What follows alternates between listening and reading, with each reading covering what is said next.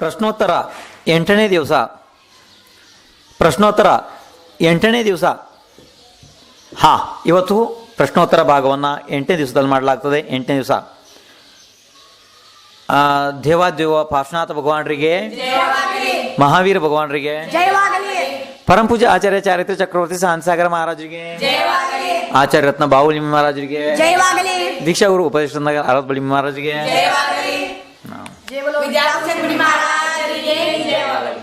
ಇನ್ನು ಮುಗ ಕೇಳಿಲಿ ನೋಡಿ. ಇವತ್ತು ನಿಮಗೆ ನಾನು ಹೇಳಿದ್ದೆ ಅಂದರೆ ಇವತ್ತು ಫೈನಲ್ ಸುಪ್ರೀಂ ಕೋರ್ಟ್ ರಿಸಲ್ಟ್ ಅಂದರೆ ಎಲ್ಲ ಶಾಸ್ತ್ರದ ರೆಕಾರ್ಡ್ಗಳು ಅಂದರೆ ನಮ್ಮ ಪೂರ್ವಾಚಾರ್ಯರು ಸ್ತ್ರೀಯರಿಂದ ಅಭಿಷೇಕದ ಬಗ್ಗೆ ಏನಂತಾರೆ, ಇದುವರೆಗೆ ನಡೆದಿರೋದು ಇದೆಲ್ಲ ಮಕ್ಕಳು ಗೋಲಿ ಎಲ್ಲ ಆಟ ಆಡ್ತಾವಲ್ಲ ಮಕ್ಕಳು, ಆ ಥರದ್ದೆಲ್ಲ ನಡೆದಿದೆ ಅಷ್ಟೇ. ಇದು ಅನಾವಶ್ಯಕ ಕುತರ್ಕಗಳು ವಿತರ್ಕಗಳು, ಇದರಲ್ಲಿ ಏನು ಅರ್ಥ ಇಲ್ಲ, ಏನಿಲ್ಲ. ಇನ್ನು ಡೈರೆಕ್ಟ್ ಅಂದರೆ ನಮ್ಮ ಪೂರ್ವಾಚಾರ್ಯರು ಏನು ನಮ್ಮ ಈ ಜಗಳಕ್ಕೆ ನಮ್ಮ ಪೂರ್ವಾಚಾರ್ಯರು ಏನು ತೀರ್ಮಾನ ಕೊಡ್ತಾರೆ ಅನ್ನೋದನ್ನು ನೋಡೋದಿತ್ತು ಇವತ್ತು. ಮತ್ತೆ ನೋಡೋಣ. ಈಗ ನಾನೀಗ ಶಾಸ್ತ್ರಗಳನ್ನು ಇಲ್ಲೆಲ್ಲ ಜೋಡಿಸಿದೀವಿ ನೋಡ್ರಿ. ಈಗೆಲ್ಲ ಶಾಸ್ತ್ರಗಳನ್ನು ಇಲ್ಲಿ ಜೋಡಿಸಿದ್ದೀವಿ. ಈಗ ಎಲ್ಲ ರೀತಿ ಶಾಸ್ತ್ರಗಳನ್ನು ನಿಮ್ಗೆ ನಾನು ಕೊಡ್ತೀನಿ. ಇಲ್ಲಿ ಬಂತು ದೊಡ್ಡ ಭಯ ಸಣ್ಣ ಭಯ ಎಲ್ಲರಿಗೂ ಕೊಟ್ಟಾಯ್ತು. ದೊಡ್ಡ ಭಯ ರೆಸ್ಟಲ್ಲಿದ್ದಾರೆ ಇವತ್ತು. ಇರಲಿ. ಇಲ್ಲ ದೊಡ್ಡ ಭಯ ಅವ್ರು ಈಸಿ ಚಾರ್ನವ್ರು ಇದ್ದಾರೆ, ಇವ್ರು ಸಣ್ಣವ್ರು ಅವ್ರು ದೊಡ್ಡವ್ರು ಇದ್ದಾರೆ. ಯಾಕಂದ್ರೆ ಇವ್ರಿಗಿಂತ ಭಾಳ ಜ್ಞಾನ ಐತೆ ಇವ್ರಿಗೆ. ಹಾಗೆ ರೆಸ್ಟಲ್ಲಿದ್ದಾರೆ ಅವರು. ಇರಲಿ. ಅದಾದಮೇಲೆ ಇನ್ನು ನೋಡಿ ಶಾಸ್ತ್ರ ಎಲ್ಲ ನಿಮ್ಗೆ ಕೊಟ್ಟರು. ಈಗ ನಾನು ಕೇಳೋದೇನಂದ್ರೆ ನಿಮ್ಗೀಗ ಇನ್ನೂ ನಿಮ್ಮದು ಏನಾದ್ರು ಅಕಸ್ಮಾತ್ ಪ್ರಶ್ನೆ ಕೇಳೋದಿದ್ರೆ ಕೇಳ್ರಿ. ಯಾಕೆಂದ್ರೆ ಶಾಸ್ತ್ರ ಪ್ರಾರಂಭ ಆಗುತ್ತೆ ಇವತ್ತು. ಅದಕ್ಕೋಸ್ಕರ ಏನು ನೋಡ್ರಿ ಅಲ್ಲಿ ಅವ್ರು ಯಾರು ನಿಂತಿದ್ದಾರೆ ನೋಡ್ರಿ, ಏನು ಅವ್ರ ಮೈಕ್ ತಗೊಂಡು ನಿಂತಾಯ್ತಾಗಲಿ. ಇನ್ನೂ ಉಳಿದಾವ ಪ್ರಶ್ನೆಗಳು ನೋಡ್ರಿ ಅಲ್ಲೇ. ಗುಣಾನಂದ ಮಹಾರಾಜಿ, ವಿದ್ಯಾಭೂಷಣ್ ಮಹಾರಾಜಿ, ಬುದ್ಧಿಲ್ಕಂಡು ಪ್ರಥಮಾಚಾರಿ.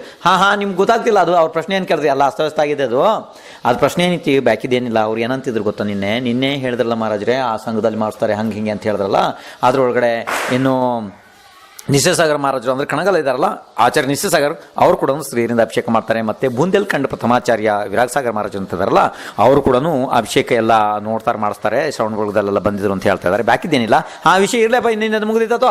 ನೆಕ್ಸ್ಟ್ ಮುಂದಿನ ಪ್ರಶ್ನೆಗೆ ಹೋಗೋಣ. ಅದು ಬೇಡ, ಸುಮ್ಮನೆ ಸಾಕಾದ. ಇನ್ನು ಮುಂದೆ ನೋಡೋಣ. ಅವ್ರು ಆ ಕಡೆ ಮೈಕ್ ತಗೊಂಡ್ಯಾರ ನೋಡ್ರಿ, ಅಲ್ಲಿಗೆ ಬಂದ್ರು ನೋಡ್ರಿ, ಬರ್ದು ಕೊಡ್ರಿ ಅವ್ರಿಗೆ. ಹೇಳ್ರಿ ಏನು ಪ್ರಶ್ನೆ ಕೇಳ್ರಿ. ಮಾರದ್ರೆ ಈಗ ಅರ್ಯಂತ್ರನ ಇನ್ನು ಒಬ್ರಿ ಹೆಂಗಸಿ ಬಿ ಮುಟ್ಟಿಲ್ರಿ. ಮತ್ತ ಅವ್ ಹೆಂಗಸ್ ಹೆಂಗ ಅಭಿಷೇಕ ಮಾಡಕ್ ಬರ್ತಿದ್ರಿ. ಗುಡ್ ಇರ್ಲಿಯಪ್ಪ, ಒಳ್ಳೇದೇನೆ, ಒಳ್ಳೆ ಪ್ರಶ್ನೆ ಕೇಳ್ರಿ. ಇನ್ನು ಬಂದ್ರು ನೋಡ್ರಿ, ಇವ್ರು ಬಂದ್ರು, ಈ ಕಡೆ ಬಂದ್ರು, ಈ ಮಡ್ಡಿ ಮೇಲಿನಿಂದ ಬಂದ್ರಿ ಅಲ್ಲನಾ. ಯಾರ ಜುಟ್ಟಬಾಯಿ ಇರ್ಲಿ. ಇನ್ನು ಮುಂದೆ ಕೇಳಿಯಪ್ಪ, ಇವ್ರು ಪ್ರಶ್ನೆ ಏನು ಕೇಳಿದ್ರು ಅಂದ್ರೆ, ಈಗ ಪ್ರಶ್ನೆ ಏನು ಕೇಳಿದ್ರಿ ಇವರು, ಅರ್ಹಂತರನ್ನ ಯಾವುದೇ ಸ್ತ್ರೀ ಇದುವರೆಗೆ ಮುಟ್ಟಿಲ್ಲ, ಅಭಿಷೇಕ ಹೆಂಗೆ ಮಾಡೋಕೆ ಬರುತ್ತೆ. ಭಾಳ ಒಳ್ಳೆ ಪ್ರಶ್ನೆನಪ್ಪ. ಕೇಳ್ರಿ ಇಲ್ಲಿ ನಾನು ನಿಮಗೆ ಕೇಳ್ತೀನಿ.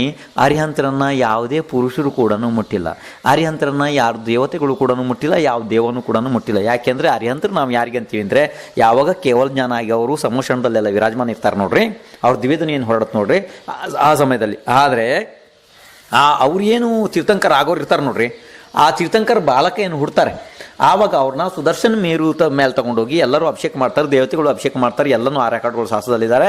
ಇದೇ ಎಲ್ಲ ದೇವಿಯರು ಕೂಡ ಹರಿವಂಶ ಪುರಾಣದಲ್ಲಿ ಎಲ್ಲ ರೆಕಾರ್ಡ್ ಐತೆ, ಅಭಿಷೇಕ ಮಾಡಿದ್ದಾರೆ. ಅರ್ಥ ಆಯ್ತೇನು? ಅದಾದ ನಂತರ ಅವರೇನು ಈಗ ದೀಕ್ಷೆ ತಗೊಳೋದಕ್ಕೆ ಹೋಗ್ತಾರೆ. ಇನ್ನು ಯಾರು ತೀರ್ಥಂಕರ ಆಗುವಂಥ ಆ ಜೀವ ದೀಕ್ಷೆ ತಗೊಳ್ಳೋದಕ್ಕೆ ಹೋಗೋದಕ್ಕಿಂತ ಮೊದಲು ಅವ್ರಿಗೇನು ವೈರಾಗ್ಯ ಆಗುತ್ತೆ ನೋಡಿ, ಆ ಸಮಯದಲ್ಲಿ ಕೂಡ ದೇವತೆಗಳು ಅವರನ್ನು ಆ ಸುಗಂಧಿತ ಜಲಗಳಿಂದ ಅಭಿಷೇಕ ಮಾಡ್ತಾರೆ, ಅಂದರೆ ಹೊರಗಡೆ ಸಮುದ್ರಗಳಿಂದ. ಅರ್ಥ ಆಯ್ತು? ಅದಾದ ನಂತರ ಅವರಿಗೆ ಮುನಿ ಆದ ನಂತರ ಅಂತೂ ಯಾರು ಅಭಿಷೇಕ ಮಾಡೋದಿಲ್ಲ, ಯಾರು ಮುಟ್ಟೋದು ಇಲ್ಲ. ಇರಲಿ ಬಿಡಿ, ಅಂದರೆ ಪಾದ ಪ್ರಕ್ಷಾಲನೆ ಮಾಡ್ಬೋದು, ಸ್ತ್ರೀಯರು ಕೂಡ ಪಾದ ಪ್ರಕ್ಷಾಲನೆ ಮಾಡ್ಬೋದು, ಆ ವಿಷಯ ಬೇರೆ. ಇನ್ನು ಅವರಿಗೆ ಅರ್ಹಂತರ ಆದಮೇಲೆ ಅಂದರೆ ಕೇವಲ ಜ್ಞಾನ ಆದ ನಂತರ 4 ಘಾತೀಯ ಕರ್ಮನಾಶ ಆದಮೇಲೆ ಯಾವುದೇ ಸ್ತ್ರೀನೂ ಮುಟ್ಟೋದಿಲ್ಲ, ಪುರುಷನು ಮುಟ್ಟೋದಿಲ್ಲ, ದೇವತೆಗಳು ಮುಟ್ಟೋದಿಲ್ಲ. ಆದರೆ ಅವರ ಪ್ರತಿಮೆ ಅಂದರೆ ಮೂರ್ತಿಗಳು ಏನಿರ್ತಾವೆ ನೋಡಿ, ಅದಕ್ಕೆ ಮಾತ್ರ ಸ್ತ್ರೀ ಇರಲಿ ಪುರುಷ ಇರಲಿ ಯಾರು ಬೇಕಾದ್ರೂ ಅಭಿಷೇಕ ಮಾಡ್ತಾರೆ. ಆದ್ದರಿಂದ ಈ ಪ್ರಶ್ನೆ ಏನು ಇದೆ, ಈ ಪ್ರಶ್ನೆ ಏನು ಮಹತ್ವಪೂರ್ಣ ಪ್ರಶ್ನೆ ಅಲ್ಲ. ಇವ್ರು ಸುಮ್ಮನೆ ಏನೋ ಕೇಳಿದ್ದಾರೆ, ಯಾರು ಹೇಳಿದ್ದಾರೆ ಅಂತ ಕೇಳಿದ್ದಾರೆ. ಇದೇನು ಮಹತ್ವಪೂರ್ಣ ಪ್ರಶ್ನೆ ಅಲ್ಲ. ಈಗ ಗೊತ್ತಾಯ್ತು ನಿಮ್ಗೆ ಇದೀಗ? ನೋಡಿ ಆ ಕಡೆ ಯಾರೋ ಲೇಡೀಸ್ ಯಾರು ನೋಡಿ, ಆ ಕಡೆ ಲೇಡೀಸ್ ಯಾರು ಮೈಕ್ ಹಿಡಿದಾರೆ ನೋಡ್ರಿ, ಅವ್ರಿಗೆ ಕೊಡ್ರಿ, ಆ ಕಡೆ ಕೊಡ್ರಿ ಫಸ್ಟ್. ಯಾರ್ಯಾರ? ಇರ್ಲಿ. ಮಹಾರಾಜರೇ, ನೀವು ಸ್ತ್ರೀ ಅಭಿಷೇಕ ಬಗ್ಗೆ ಯಾರ್ದ ಹಾಡು ಬರ್ದಿರೇನ್ರಿ? ಗುಡ್. ಸ್ತ್ರೀ ಅಭಿಷೇಕದ ಬಗ್ಗೆ ನಾನು ಹಾಡು ಬರೆದಿರೋದು ಈಗ ಯಾವುದು ಉಪಲಬ್ಧ ಇಲ್ಲ. ಬೇಕಾದ್ರೆ ಬರಿತೀನಿ ಅಷ್ಟೇ, ಅರ್ಧ ಎಲ್ಲ ಆಗಿದ್ದಾವೆ. ನಾನು ಬರೆದಿದ್ದು ಉಪಲಬ್ಧ ಇಲ್ಲ. ಆದರೆ ಪ್ರಸಿದ್ಧ 2, 3, 4 ಹಾಡುಗಳು ಈಗ ಇದ್ದಾವೆ, ಉಪಲಬ್ಧ ಇದ್ದಾವೆ. ಅದು ಯಾವುದು ಅಂದರೆ ನೀವು ದಿನ ಕೇಳ್ತಿರೋದನ್ನು, ಆದರೆ ನಿಮ್ಗೆ ಅದನ್ನ ವಿಚಾರ ಶಕ್ತಿ ಇಲ್ಲದ ಕಾರಣದಿಂದ ನಿಮ್ಗೆ ಅದು ಗೊತ್ತಾಗಲ್ಲ ಅಷ್ಟೇ. ಯಾಕೆಂದ್ರೆ ನಿಮ್ಮಲ್ಲಿ ವಿಚಾರ ಶಕ್ತಿ ಇಲ್ಲ. ಆದ ಕಾರಣದಿಂದ ಈ ಅನ್ಯಾಯ ಮನುಷ್ಯರು ನಿಮ್ಮನ್ನು ಏನು ಮಾಡ್ರು ಪಂಥವಾದಾಗ ಹಾಕಿ ನಿಮ್ಮನ್ನೆಲ್ಲನೂ ಭಾಳ ಅನ್ಯಾಯ ಮಾಡಿದ್ದಾರೆ ನಿಮಗೆ. ಯಾಕೆ ನಿಮ್ಮಲ್ಲಿ ವಿಚಾರ ಶಕ್ತಿ ಇಲ್ಲ. ನೀವು ಹಾಡನ್ನು ಕೇಳ್ತೀರಿ, ದಿನ ಕೇಳ್ತೀರಿ. ಈಗಲೂ ನಿಮ್ಮ ಮೊಬೈಲ್ದಾಗ ಮೊನ್ನೆ ಏನೋ ನೀವು ಅಲ್ಲಿ ಹಾಕೊಂಡು ಕುತ್ಕೊಂಡಿದ್ದೀರಿ. ನಾನು ಆ ಕಡೆ ಬಸ್ತಿಗೆ ದರ್ಶನ ಮಾಡೋಕೆ ಹೋಗೋತ್ತಿಗೆ ನಿಮ್ಮದು ಅಲ್ಲಿ ಮೊಬೈಲ್ ಹಾಡ್ತಾ ಇತ್ತು, ಅದೇ ಹಾಡು ಹಾಡ್ತಾ ಇತ್ತು. ಆದ್ರೆ ಪಾಪ ನಿಮ್ಗೇನು ಗೊತ್ತಾಗಲ್ಲ. ಅದು ಅದ್ರೊಳಗಡೆ ಏನು ಬರ್ತಾ ಇತ್ತು ಅಂದರೆ, ಕಳಶ ಡಾಲೋರಿ ಡಾಲೋರಿ ಡಾಲೋ ನರ ನಾರಿ, ಕಳಶ ಡಾಲೋರಿ ಡಾಲೋರಿ ಡಾಲೋ ನರ ನಾರಿ. ನೋಡಿ ಅವ್ರು ಬಾರಿಸ್ತಾ ಇದ್ದಾರೆ ಎಷ್ಟು ಚೆನ್ನಾಗಿ. ಇಲ್ಲಿ ಹಾಡು ಹೇಳ್ತಿದ್ರು, ಅವ್ರು ಬಾರಿಸ್ತಾನೆ ಅದೆಲ್ಲ ಮಾಡ್ತಾರೆ. ಬಾರಿಸೋದು ಗೊತ್ತಾಗುತ್ತೆ, ಎಲ್ಲ ಮಾಡೋದು ಗೊತ್ತಾಗುತ್ತೆ. ಆದರೆ ನಿಮ್ಗೆ ಅರ್ಥ ಮಾಡ್ಕೊಳ್ಳೋ ಶಕ್ತಿ ಮಾತ್ರ ಇಲ್ಲ. ಕಳಸ ಡಾಲೋರಿ ಡಾಲೋರಿ ಡಾಲೋ ನರ ನಾರಿ. ಹೇಳ್ರಪ್ಪ ಇದ್ರ ಅರ್ಥ ಏನಿಗೆ? ನರ ಮತ್ತೆ ನಾರಿ ಇಬ್ರು ಅಭಿಷೇಕ ಮಾಡ್ಬೋದ್ರಿ. ಮತ್ತೆ ನರನಾರಿ ಅಂದ್ರೆ ಯಾರು? ಹೆಂಗಸರು ಮತ್ತೆ ಗಂಡಸರ್ರಿ. ಹಾ, ಗುಡ್. ಹಾ, ಒಂದಾಯ್ತು. ಇನ್ನೊಂದು ಏನು ಅಂತ ಗೊತ್ತಾ? ಇನ್ನೊಂದು ಏನು ಅಂದ್ರೆ ಬಹಳ ಪ್ರಸಿದ್ಧಿ ಹಾಡು ತೆರಪಂತಾಗ ಇದೆಲ್ಲರೂ ಹಾಡ್ತಾರೆ. ಯಾಕೆ ಪಾಪ ಅರ್ಥ ಗೊತ್ತಾಗೋದಿಲ್ಲ ನೋಡಿ, ಹಂಗಾಗಿ ಹಾಡ್ತಿರ್ತಾರೆ ಅಷ್ಟೇ. ಅರ್ಥ ನಾವೇನಾರು ಹೇಳಕ್ ಹೋದ್ರೆ ಮತ್ತೆ ಅದನ್ನೂ ಬಂದ್ ಮಾಡ್ತಾರೆ. ಅದಕ್ಕೋಸ್ಕರ ಅವ್ರಿಗೆ ಏನಾರು ಹೇಳೋದಕ್ಕೆ ನಮ್ಗೆ ಹೆದರಿಕೆ ಆಗುತ್ತೆ. ಇನ್ನೊಂದು ಹಾಡು ಐತಿ ಅವ್ರದ್ದು ತೆರಪಂತ ಒಳಗಡೆ, ಇದು ಜಾಸ್ತಿ ಪ್ರಸಿದ್ಧ ಐತಿ. श्रीजी का अभिषेक करे हमने शुद्ध जलधारा धुल जाए पाप हमारा. ಅದ್ರೊಳಗಡೆ ಕೆಳಗಡೆ ಒಂದು ಲೈನ್ ಬರುತ್ತೆ, ಏನು ಗೊತ್ತಾ?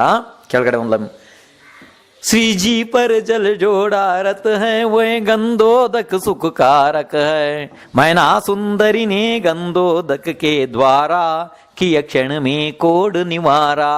ಮೈನಾ ಸುಂದರಿ ಹಂಗಾರೆ ಏನಾರ ಗಂಧದಕ್ಕೆ ಕದ್ಕೊಂಡು ಬಂದ್ಲೇನಾ? ಎಲ್ಲಿಗಾರ ಹೋಗಿ ಮೈನಾ ಸುಂದರಿ ಅಂದ್ರೆ ಯಾರ? ಮೈನಾ ಸುಂದರಿ ಗಂಧದಕ್ಕನ ಬಸ್ತಿಗೆ ಹೋಗಿ ಕದ್ದು ತಂದಿಲ್ಲ, ಹೋಟ್ಲಲ್ಲಿ ತಂದಿಲ್ಲ, ಅಂಗಡಿಯಿಂದ ತಂದಿಲ್ಲ, ಡೈರಿಯಿಂದ ತಂದಿಲ್ಲ. ಅವಳೇನು ಸ್ವಯಂ ಅಭಿಷೇಕ ಮಾಡಿ ಗಂಧೋದಕ್ಕೆ ತಗೊಂಡೋಗಿ ಆ ಕುಷ್ಠರೋಗದ ಗಂಡ ಮತ್ತೆ 700 ಜನ ಕುಷ್ಠರೋಗಗಳ ರೋಗವನ್ನು ನಿವಾರಣೆ ಮಾಡಿದ್ಲು ಮೈನಾ ಸುಂದರಿ. ಇದು ಬಹಳ ಪ್ರಸಿದ್ಧಿ ಕತೆ, ಎಲ್ಲ ಕಡೆನೂ ಇದೆ. ಅರ್ಥ ಆಯ್ತು? ಇನ್ನೂ ಸಾಕಷ್ಟು ಇದಾವೆ. ಈಗ ಅದು ಬೇಡ, ಟೈಮ್ ಆಗ್ತಿದೆ. ನೆಕ್ಸ್ಟ್ ಪ್ರಶ್ನೆಗೆ ಹೋಗ್ತಾ ಇದೀವಿ. ನೋಡ್ರಿ, ಅವ್ರು ಮೊನ್ನೆ ಒಂದು ಜಾಸ್ತಿ ಒಂದು 4-5 ಪ್ರಶ್ನೆ ಕೇಳಿ ಹೋಗಿದ್ರು ಒಬ್ರು ಹೆಂಗಸರು. ಮತ್ತೆ ಇವಾಗ 4 ದಿವಸ ಬಂದಿಲ್ಲ ಅವ್ರು, ಮತ್ತೆ ಇವತ್ತು ಬಂದಿದ್ದಾರೆ. ಅವ್ರು ಯಾರು ಬಂದಿದ್ದಾರೆ? ಯಾರದ? ತಾರಾಬಾಯಿ. ಅದೇನ ಕೇಳ್ತಾರ? ಕೇಳಿ. ಮಹಾರಾಜ್ರೆ, ನಮ್ಗೊಬ್ಬರು ಗುರುಗಳು ಅಂದಾರ್ರಿ, ಹೆಂಗಸರಿಗೆ ಮುಟ್ಟು ನಿಂತ ಮೇಲೆ ಅಭಿಷೇಕ ಮಾಡಕ್ ಬರ್ತೈತಿ, ಅದಕ್ಕಿಂತ ಮುಂಚೆ ಮಾಡಕ್ ಬರಂಗಿಲ್ಲ ಅಂದಾರ್ರಿ. ವಾಹ್ ಎಂತ ಪ್ರಶ್ನೆ ಕೇಳ್ತಾರ ನೋಡ್ರಿ.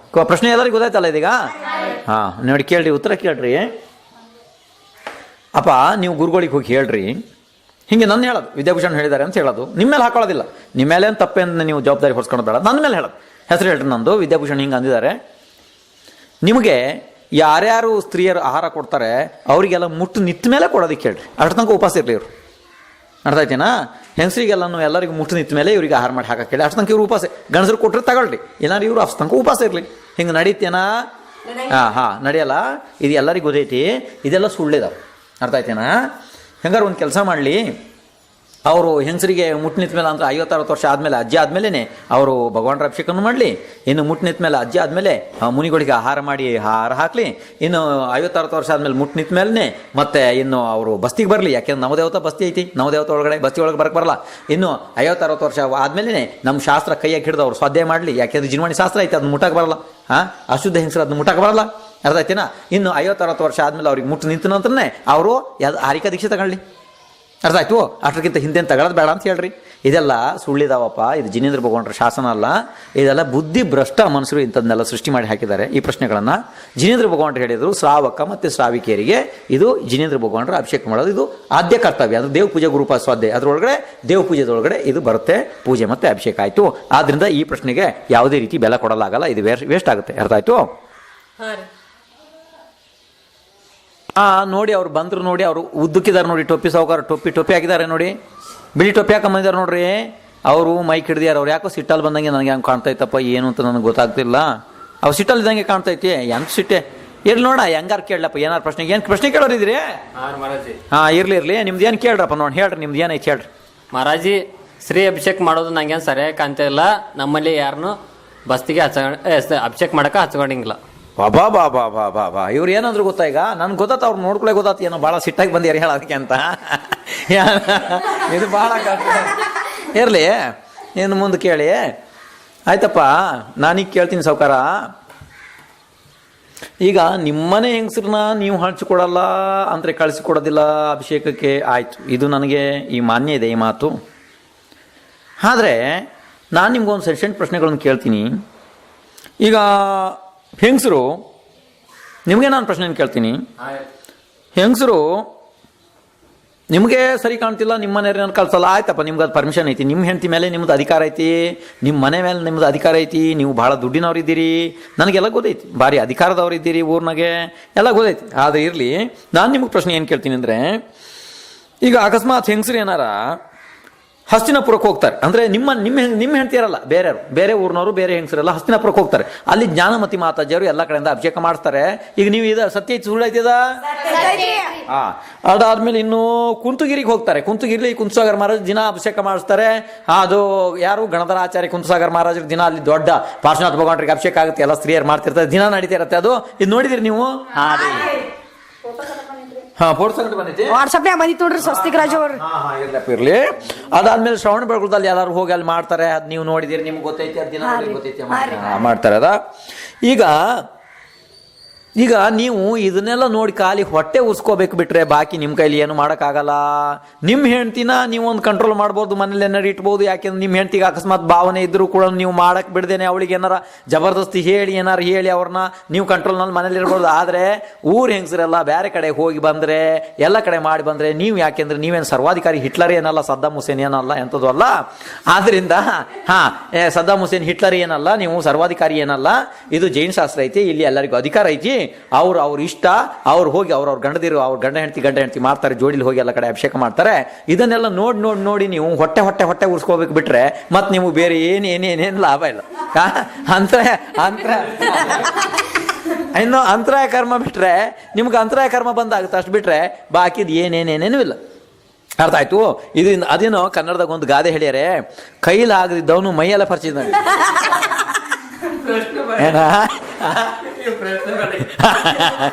ಈಗ ನೋಡಿ, ಕೈಯೆಲ್ಲ ಆಗದಿದ್ದವನೇನಂತೆ ಮೈಯೆಲ್ಲ ಪರ್ಚ್ಕೊಂಡಿದ್ನಂತೆ. ಹಂಗೆ ಅನಾವಶ್ಯಕ ಹಿಂಗೆ ಹೇಳಿ ಏನು ಗೊತ್ತಾ, ಅನಾವಶ್ಯಕ ಹಿಂಗೆಲ್ಲ ಹೇಳೋದ್ರಿಂದ ಯಾವುದೇ ರೀತಿ ಉಪಯೋಗ ಇಲ್ಲಪ್ಪ. ಈಗೇನು ಗೊತ್ತಾ, ಯಾರಿಗೆ ಏನು ಜಿನೇಂದ್ರ ಭಗವಾನ್ರು ನಾವು ಅಧಿಕಾರ ಕೊಡ್ತೀವೋ ನಮ್ಮ ಹೆಂಗಸರಿಗೆ, ಅದು ವಿಚಾರ ಅಲ್ಲ. ಜಿನೇಂದ್ರ ಭಗವಾನ್ರು ನಮ್ಗೆ ಏನು ಅಧಿಕಾರ ಕೊಟ್ಟಿದ್ದಾರೆ ಅಂತ ನೋಡಬೇಕು.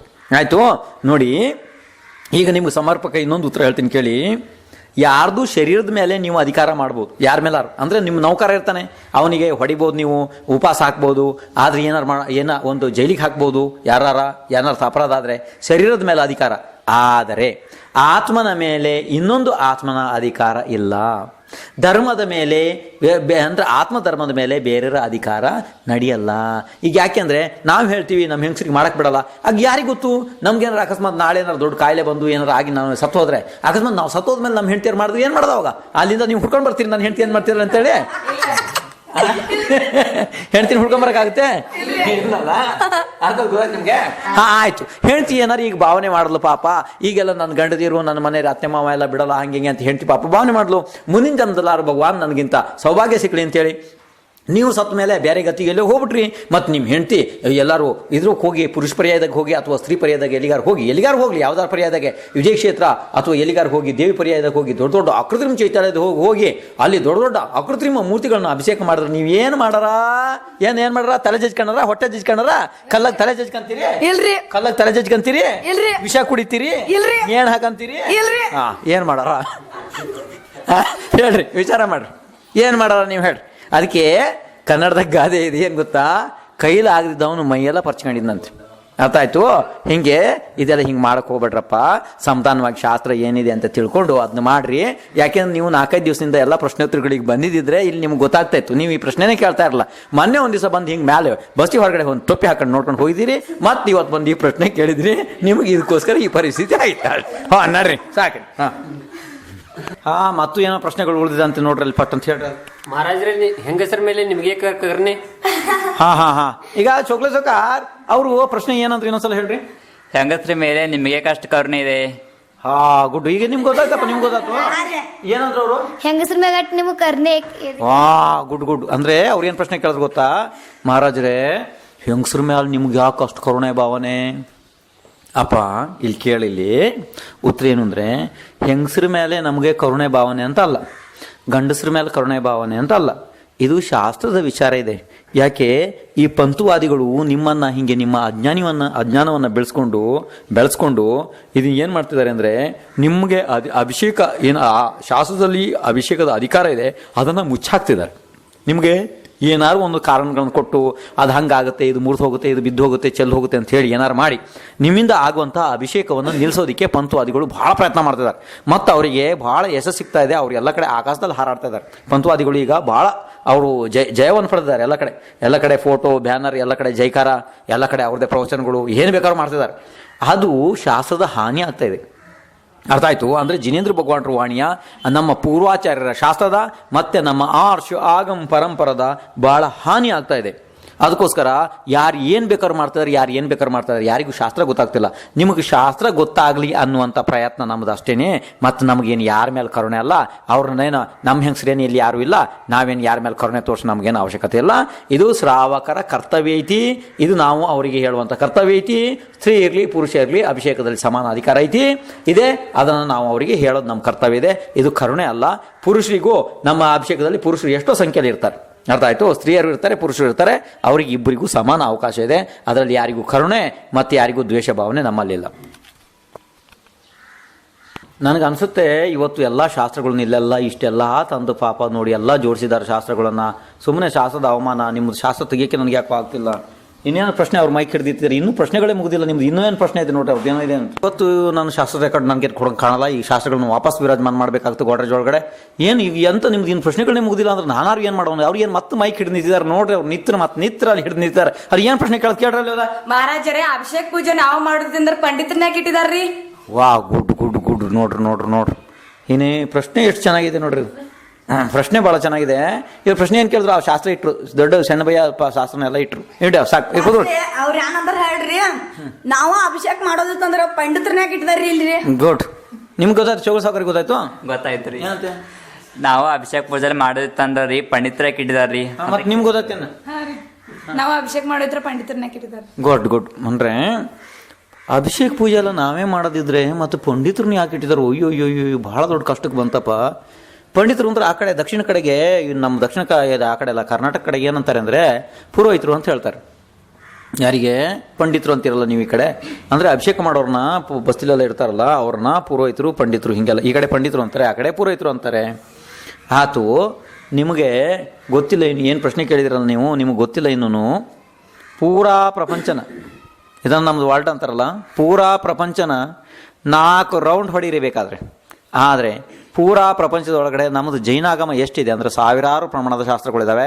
ಅದರಲ್ಲಿ ಪಂಡಿತರು ಮತ್ತು ಪುರೋಹಿತರು ಅಂದರೆ ಪಂಡಿತ ವರ್ಗ ಮಾತ್ರ ಅಭಿಷೇಕ ಮಾಡಬೇಕು ಅಂತ ಯಾವುದೇ ಒಂದು ಉಲ್ಲೇಖ ನಮ್ಮ ಜೈನ ಆಗಮದಲ್ಲಿ ಇಲ್ಲ.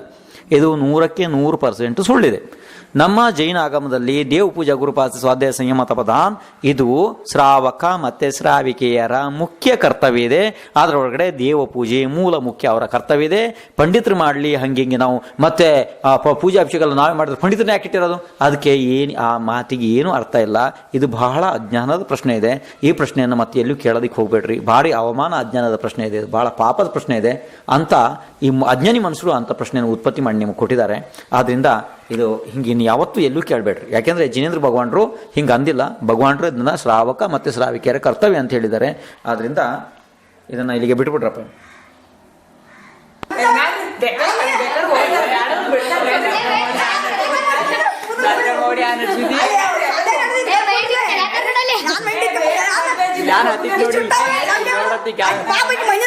ಹಾ ನಿಲ್ಸ್ರಿ ಆ ಗೊಂದಲ ಎಲ್ಲ ನಿಲ್ಸ್ರಿ.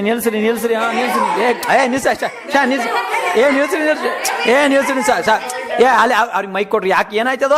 ಮಹಾರಾಜರ ಅವ್ರು ಯಾಕೆ ಅಳ್ತಾ ಇದಾರೆ ನೋಡ್ರಿ ಅಲ್ಲಿ ಹಿಂದ್ಗಡೆ. ಹಾ ಇರ್ಲಪ್ಪ. ನೋಡ್ರಿ ಅಲ್ಲಿಗೆ ಹೋಗ್ರಿ. ಅದು ಮೈಕ್ ಕೊಡ್ರಿ ಅವ್ರಿಗೆ ಏನಂತ ಕೇಳ್ರಿ. ಸಡ್ರಿ ಮೈಕ್ ಏನ್ ಕೊಡ್ರಿ. ಇರ್ಲಪ್ಪ ನೋಡ್ರಿ ಅವ್ರಿಗೆ ಮೈಕ್ ಕೊಡ್ರಿ. ಮಹಾರಾಜಿ ನಾವು ಭೀ ಶಿಖರಾಜಿ ಶ್ರವಣ ಬೆಳಗೊಳ ಕುಂತಲ್ಗೆರೆಗೆಲ್ಲ ಹೆಂಗಸರ ಅಭಿಷೇಕ ಮಾಡೋದು ನೋಡಿದೇವ್ರಿ. ನಮಗೂ ಆಸೆ ಆಗ್ತಿತ್ರಿ ಅಭಿಷೇಕ ಮಾಡಿದ್ರೆ, ಆದ್ರೆ ನಮ್ಮ ಅತ್ತೆ ಬಿಡೋದಿಲ್ರಿ. ಹಾ ಅದಕ್ಕೇನೆ ಅಳಕ್ ಶುರು ಮಾಡಿದಾರ ಅವರು. ಏನು ಅಂತ ಕತೆ ಗೊತ್ತಾಗ್ತಿಲ್ಲಪ್ಪ. ಪಾಪ ಅವರು ಗೋರಿ ಕೂತ್ಕೊಂಡು ಮನೆಯಿಂದ ಎಲ್ಲ ಕೇಳ್ತಾ ಇದ್ರು, ಪ್ರಶ್ನೋತ್ತರಗಳನ್ನೆಲ್ಲ ಕೇಳ್ತಾ ಇದ್ರು. ಈಗ ಇಂಥ ಪ್ರಶ್ನೆ ತಂದಿಟ್ರು ನೋಡ್ರಿ. ಇರ್ಲಪ್ಪ, ಇಲ್ಲಿ ಎಲ್ಲರೂ ಸೇರಿಸಿ ಉತ್ತರ ಕೇಳ್ರಿ.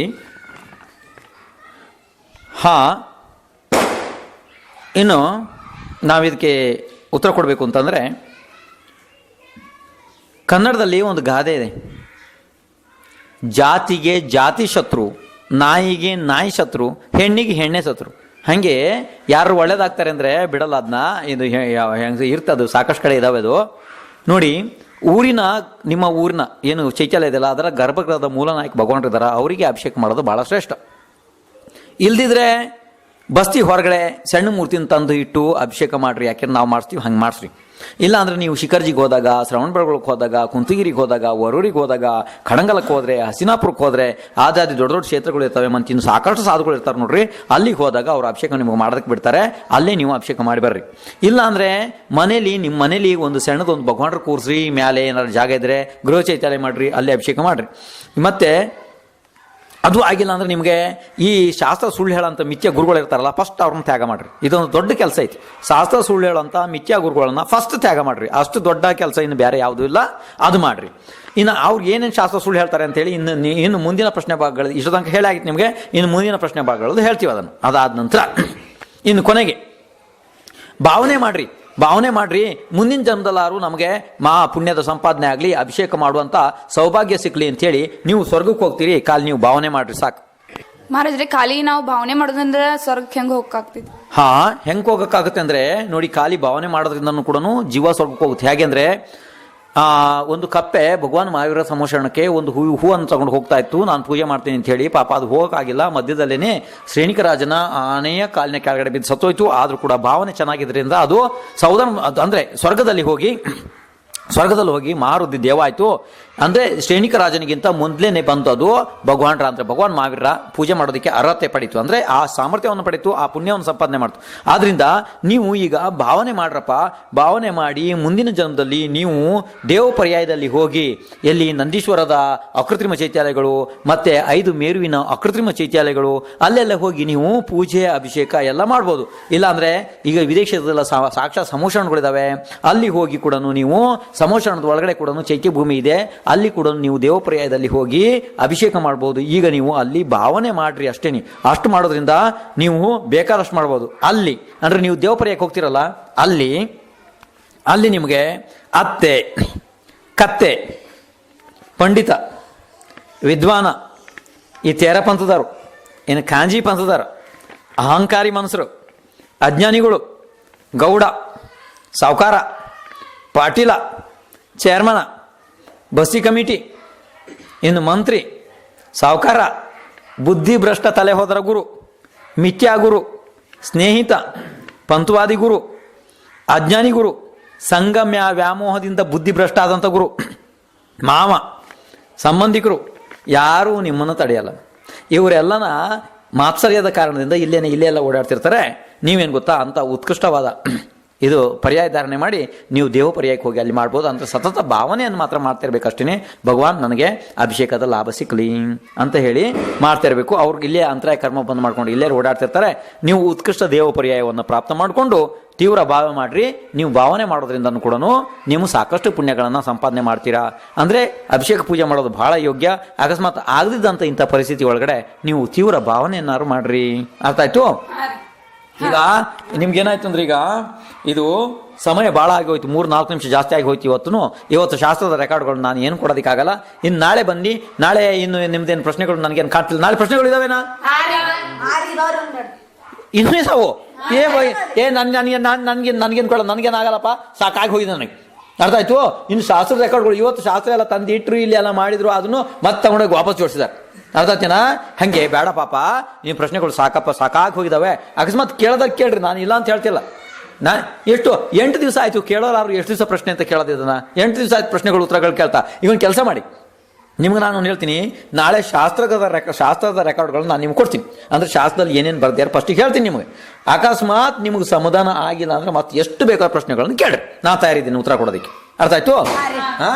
ಈಗ ಹೋಗಿ ಬರ್ತೀರಿ? ಟೈಮ್ ಆಯ್ತು, ಈಗ ಕ್ಲಾಸ್ ಟೈಮ್ ಆಯ್ತು. ನಿಮ್ಮ ಕಡೆಯಿಂದ ಇಲ್ಲಿ 5 ನಿಮಿಷ ಲೇಟ್ ಆಗಿದೆ. ಜೈ ಬಲೋ ಪಾರ್ಶ್ವನಾಥ್ ಭಗವಾನ್ ಕಿ, ಮಹಾವೀರ ಭಗವಾನ್ ಕಿ. ಆಯ್ತು. ಆಯ್ತು,